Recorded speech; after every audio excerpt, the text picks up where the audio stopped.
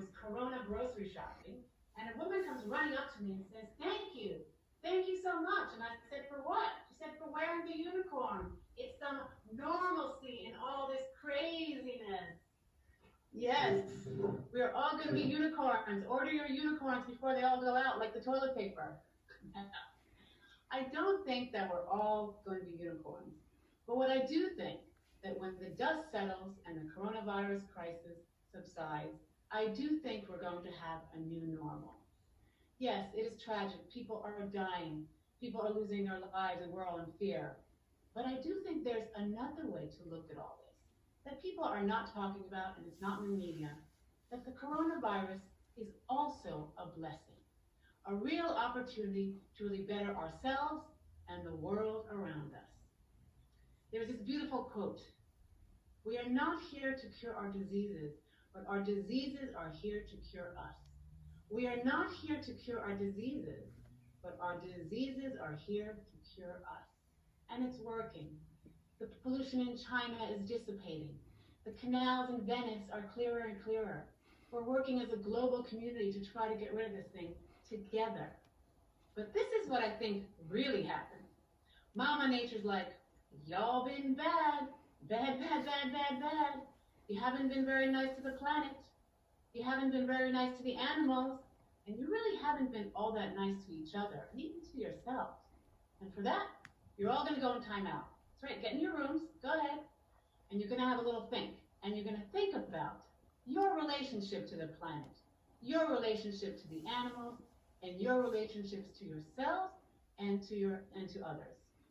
And then when your attitude is changed, then, only then, can you guys come out and play. But otherwise, you all have to be in timeout and go into your rooms. Right?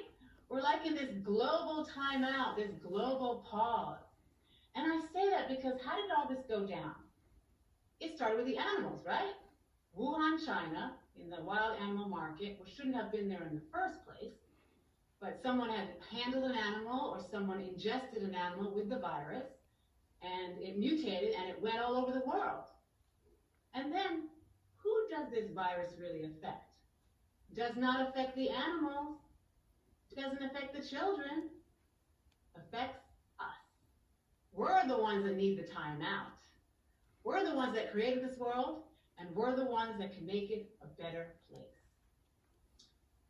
And that's what I want to ask my dear fellow Toast God and Goddesses, fellow contestants, awesome guests, Mr. Contest Chair, for you to take a moment in your timeout, in your quarantine, in your room, and really think about, what can you do? How can you make this a better world? How can you help the planet? How can you help the animals? How can you have better relationship with yourself and others? The real question is, what is your lesson of the coronavirus? What can you learn from this whole situation? Now, I'm going to show you guys how the coronavirus has already affected my life. For the planet, I am composting. That's right, there's my breakfast, a little bit of avocado and garlic. It's going to go out in the garden later on. And I am also recycling. My can actually blew away in a storm, and now I have another one, so I'm going to recycle once again. And of course, we all have our reusable grocery bags. But my favorite is for the animals. I'm going to foster some animals. I'm going to foster some animals. Normally, my family always buys animals, and they're quite expensive. But this time around, I'm going to go to the shelter and find the animal that really no one wants, that's been there the longest. And if we click, and I can take it home, I shall. But, you know, I actually would love to take home a cat, because I've actually never had a cat, but we'll see what happens. But what I really want to talk about, and that is our lesson. And I think it's a global lesson. I think we're all learning gratitude. Gratitude really facilitates transformation.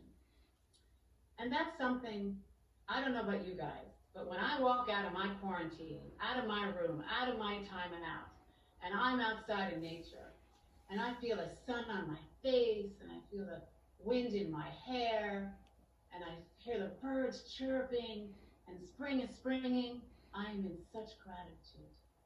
And the thing I'm most grateful for, I can breathe. We can breathe. The coronavirus patients are suffocating. They can't breathe. So let's do a breathing exercise together for everybody. Let's all take a deep breath. Breathe in love for the animals, love for the planet, love for each other, love for those who are suffering, and breathe out that fear and unknown. Again, take a deep breath. Breathe in the love for the animals, love for the planet, love for each other, love for those who are suffering, and breathe out that fear and the unknown. And whenever you're feeling anxious or you're upset or you're scared, you can always just breathe. This is it, guys. This is our second chance. Let's not blow it. Let's not do this again. Let's take responsibility for the planet. Let's take responsibility for the animals.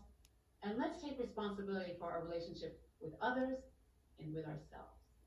And meanwhile, stay safe, stay healthy, and stay home. Thank you, Candace Chair. Thank you. Thank you.